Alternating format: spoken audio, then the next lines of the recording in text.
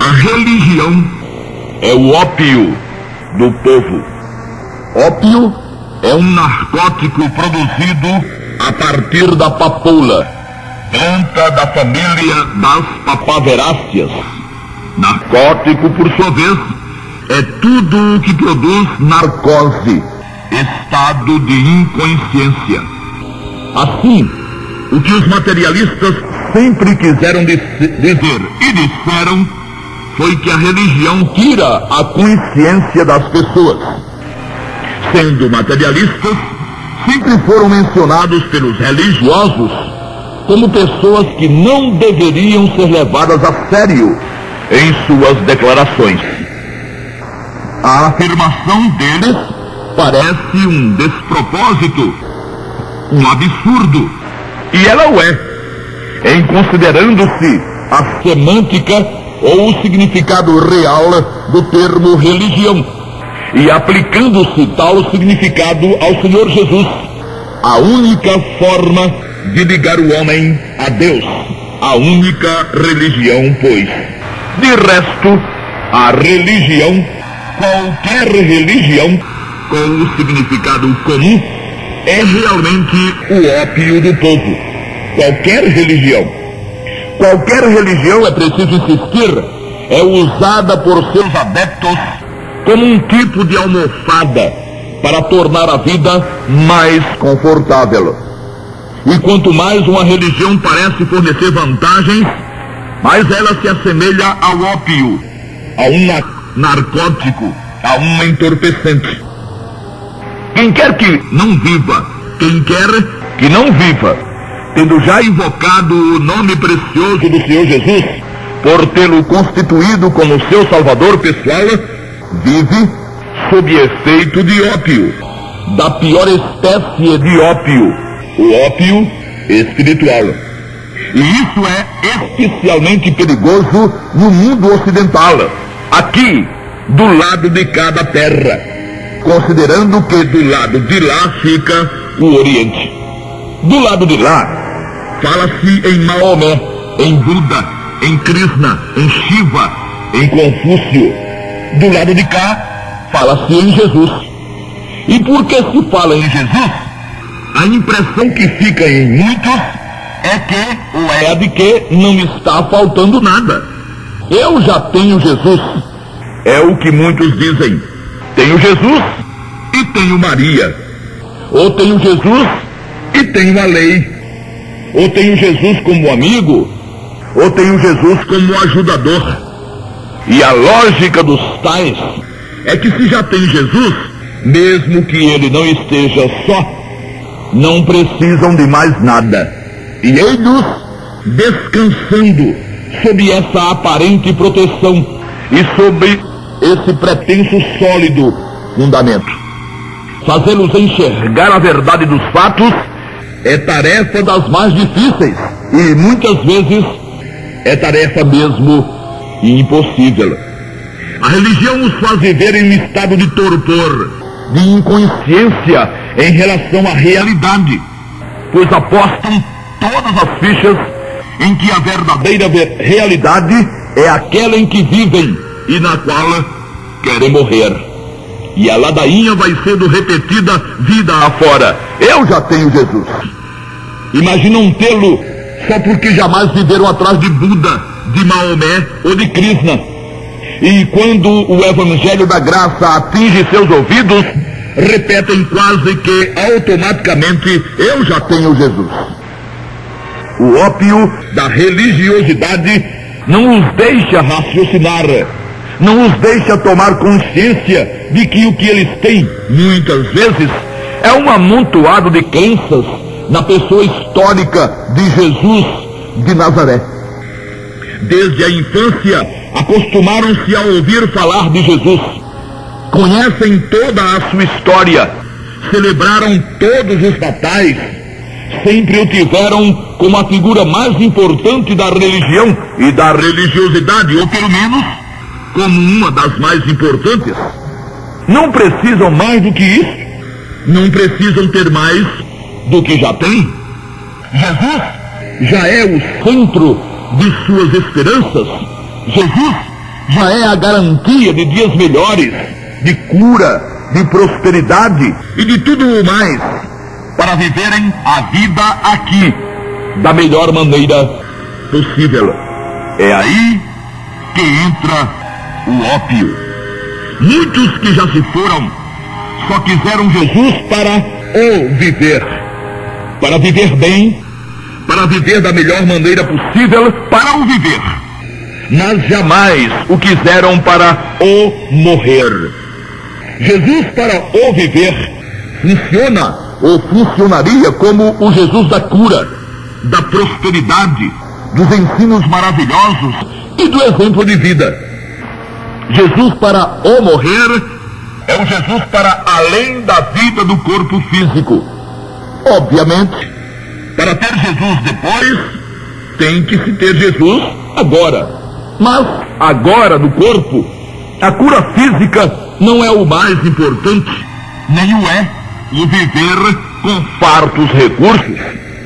O remido consciente, já tendo sido remido, convive tranquila e pacificamente com a enfermidade e com a falta de recursos, porquanto ele não invocou o nome do Senhor Jesus, senão para a salvação eterna. E não existe salvação eterna para o corpo carnal. O corpo carnal é o que é: barro, pó, lama, saudável ou enfermo, com recursos ou sem eles, ele acaba do mesmo jeito, vai para o mesmo buraco. Se alguém tem saúde e recursos, menos mal, goze-os, sabendo ou lembrando, entretanto, que a direção do corpo é e será sempre a mesma: para baixo, para o chão, para o nada. Quem invocou Jesus para o morrer, não vive reclamando do viver daqui, que muitos só admitem seja um viver vitorioso se pintar na parada, mil perdões pela gíria, casas com piscinas, carros importados e viagens para o exterior. Esse viver vitorioso é do mesmo tipo do viver que Karl Marx imaginou. Só que ele o imaginou para todos, todos com fartura, todos tendo tudo. Quem invocou o Senhor Jesus para o morrer, para a vida depois da vida do corpo, enfrenta as dificuldades da vida daqui com alegria e gozo, não tentando esconder existirem dificuldades, mas demonstrando que as dificuldades da vida da carne são ninharias diante da glória por vir. A vida que vale realmente é a vida vivida no Espírito. E o Espírito não come, não veste e não cogita das coisas da carne. O apóstolo Paulo afirmou: para mim, tenho por certo que as aflições deste tempo presente não são para comparar com a glória que em nós há de ser revelada. Romanos 8 e 18. Muitos querem Jesus para melhorar o padrão de vida. Não se diz, não se afirma que viver na miséria seja o melhor, ou seja, o ideal. Mas o Senhor Jesus não foi à cruz para propiciar a ninguém qualidade de vida do lado de cá, no corpo. Quem conhece a história da igreja nos primeiros séculos sabe muito bem que confessar o nome de Jesus naqueles dias implicou para muitos na morte violenta, sem misericórdia. No trato da vida do corpo, para os que não foram martirizados, o apóstolo dos gentios asseverou: nada trouxemos para este mundo, e manifesto é que nada podemos levar dele. Tendo, porém, sustento e com que nos cobrirmos, estejamos com isso contentes. 1 Timóteo 6, 7 e 8. Remido consciente não é alienado, não vive parado no tempo, não é parasita, trabalha, estuda, participa, mas, diferentemente do que acontece com muitos religiosos, exerce uma fé inteligente. não tem fé na fé. Sua fé, para a questão da salvação do Espírito, ele a colocou na pessoa bendita do Senhor Jesus. Agora, vive em função das afirmações e das informações contidas no Novo Testamento, que ele sabe só teve início a partir da morte do Salvador. Sua fé tem a legítima conotação que o termo requer. Não é mera crendice, nem superstição ou pensamento positivo. É confiança, elemento em falta na confissão de muitos que afirmam crer em Jesus. Tanto falta confiança que creem em Jesus e de quebra recorrem a Maria. Creem em Jesus e de quebra recorrem à guarda de mandamentos. Creem em Jesus e de quebra recorrem à perseverança, à obediência, à fidelidade e vai por aí. Ou creem em Jesus, mas quedam-se horrorizados com a bendita jactância dos que nele realmente confiaram e declaram certeza inabalável e inquebrantável de salvação eterna, sem o menor lampejo de dúvida. Nesse aspecto, a religião é o ópio do povo, pois não permite um raciocínio lúcido sobre o ou acerca do plano do Todo-Poderoso para a anulação completa da culpa do pecado na pessoa do pecador. Quase sempre os arrazoados religiosos tolhem de seus seguidores o poder de uma decisão inteligente, pois, qual o ópio, o narcótico, os arrazoados religiosos entorpecem os sentidos e geram inconsciência. Somos informados, nós remidos conscientes, que o Senhor Deus espera de nós e de nós só aceita o que for racional, fruto da razão, da inteligência, da decisão definida e livre. Assim está escrito: rogo-vos, pois, irmãos, pela compaixão de Deus, que apresenteis os vossos corpos em sacrifício vivo, santo e agradável a Deus, que é o vosso culto racional. E não vos conformeis com este mundo, mas transformai-vos pela renovação do vosso entendimento, para que experimenteis qual seja a boa, agradável e perfeita vontade de Deus. Romanos 12, 1 e 2. O apóstolo roga, ao invés de impor, paracaléu, para início de conversa. Na graça, tudo é de graça. O Altíssimo espera o culto e a adoração do remido, mas não o constrange a isso e nem o força. O remido é remido, oferecendo ou não culto a Deus. Aliás, o verdadeiro culto e a verdadeira adoração jamais poderiam ter origem no medo ou na coação. Coação como a de uma salvação que poderia deixar de existir na presença da primeira falha ou da milésima. Salvação vai e vem. O verbo paracaléu, rogar, diz bem da liberdade colocada na vida do remido. O corpo do remido é o templo do Santo Espírito, 1 Coríntios 6,19. E é através dos remidos que o Santo Espírito convence o mundo do pecado, da justiça e do juízo. João 16, 8 a 11. Mas, nem assim, o apóstolo usou qualquer expressão ameaçadora. Rogo-vos, escreveu ele, rogo-vos que apresenteis, tendo liberdade total, pois o dom da vida eterna já vem, e já veio para o remido, com todas as características da perfeição: perdão total, justificação total, adoção de filhos total, redenção total, imputação total, salvação eterna total. É claro, se é eterna, não poderia deixar de ser total. Tendo, pois, liberdade total, completa, cabe a ele, remido, decidir se serve ou não ao Senhor, se oferece ou não ao Senhor seu corpo em sacrifício santo, vivo e agradável. É preciso repetir, pois está escrito que só será agradável se for espontâneo, se for oferecido de forma unilateral, sem qualquer ameaça, coação, nem subserviência.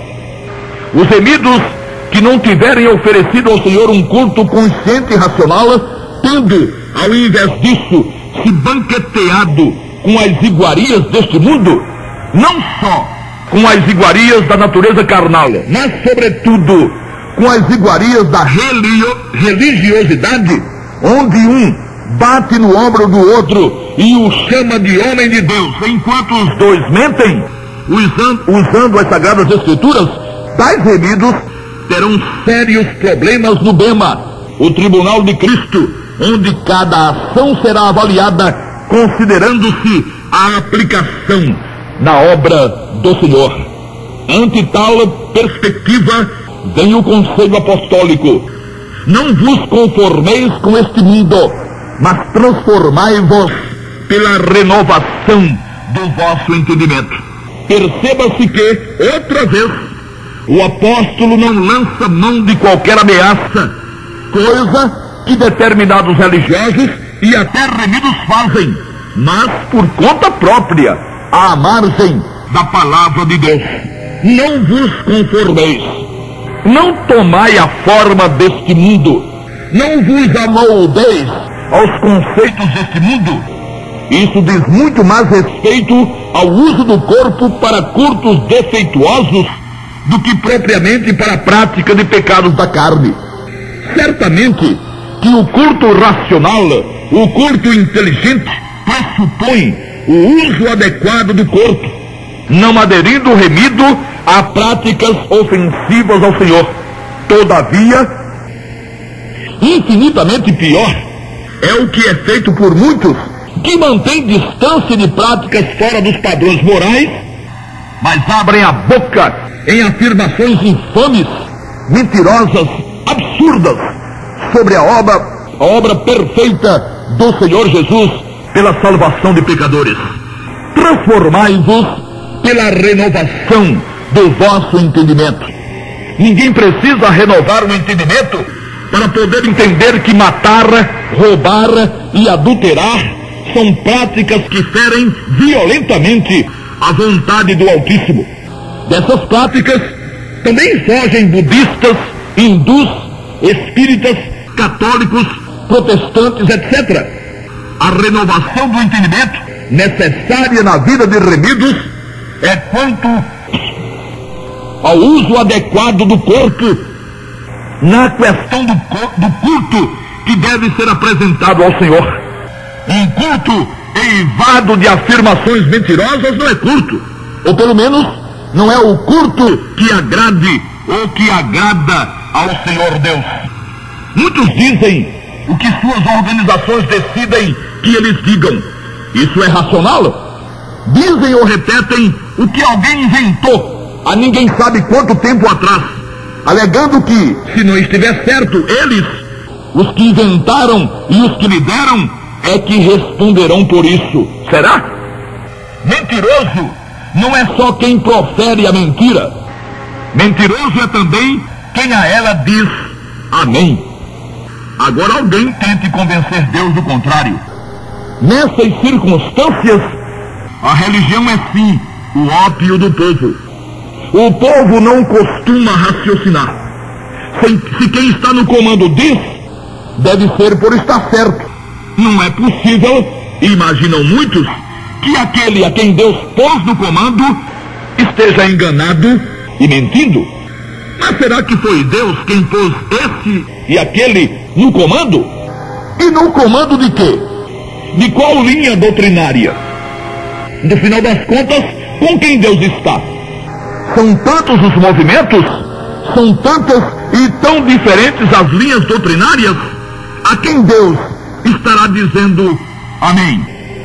O apóstolo João escreveu: esta é a mensagem que dele ouvimos e vos testificamos, que Deus é luz e não há nele trevas nenhumas.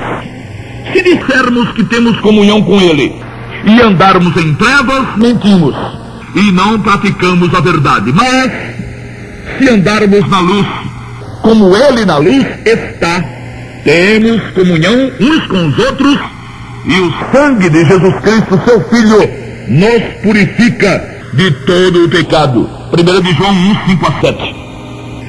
Conversa fiada com Deus não emplaca.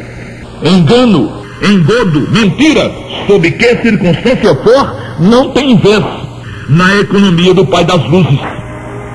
Ele está na luz, e só mantém comunhão com Ele quem na luz esteja ou está. E a única luz onde podem estar Deus e o remido é a verdade. Inventaram por aí que essa luz seria a ausência do pecado. Tese inconsistente, porque o apóstolo imediatamente diz que, se nos mantivermos na luz, o sangue do Senhor nos purifica de todo o pecado. De todo o pecado. E o verbo catarizo, purificar, está no indicativo presente. Logo, nada a ver com os pecados passados.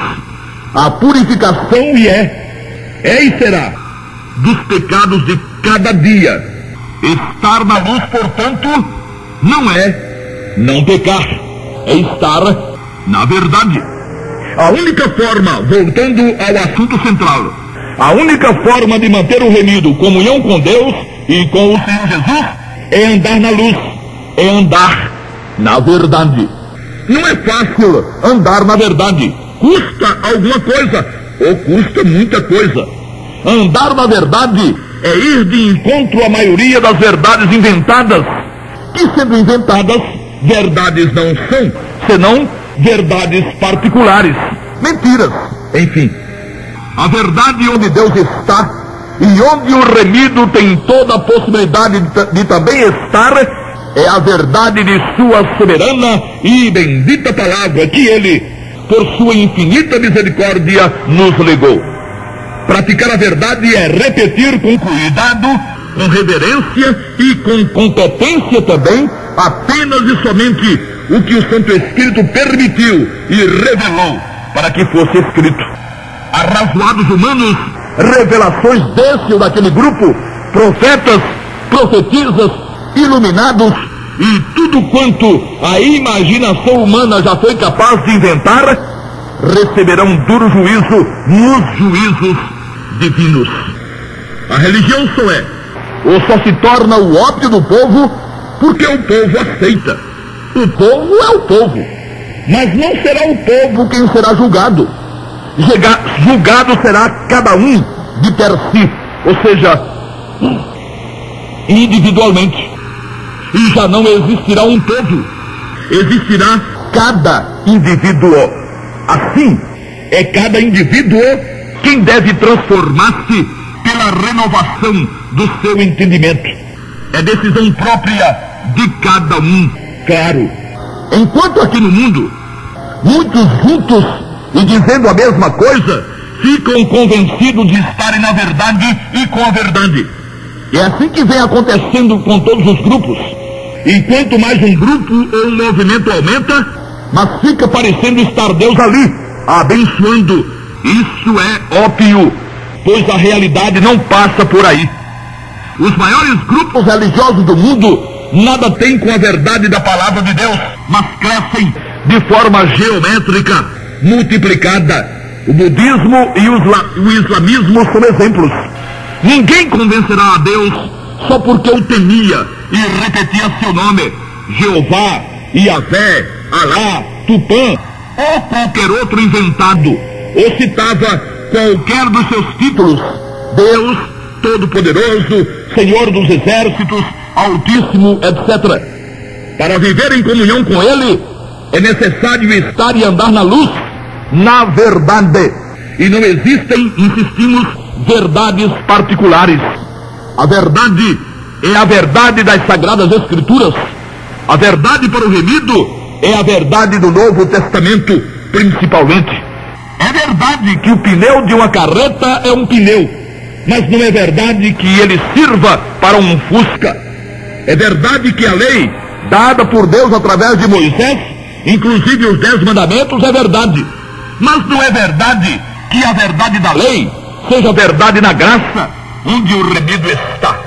A verdade da graça é a verdade do dom gratuito, baseado no sangue perfeito do Filho de Deus. A lei não conhecia essa verdade. Lei não admite dom, não admite favor, nem complacência. A lei de Deus exige correção, perfeição, justiça própria. A graça não existe. A graça fornece a justiça que o pecador precisa para tornar-se filho de Deus. É isso exatamente o que aconteceu, ou o que acontece com quem invoca o nome do Senhor Jesus.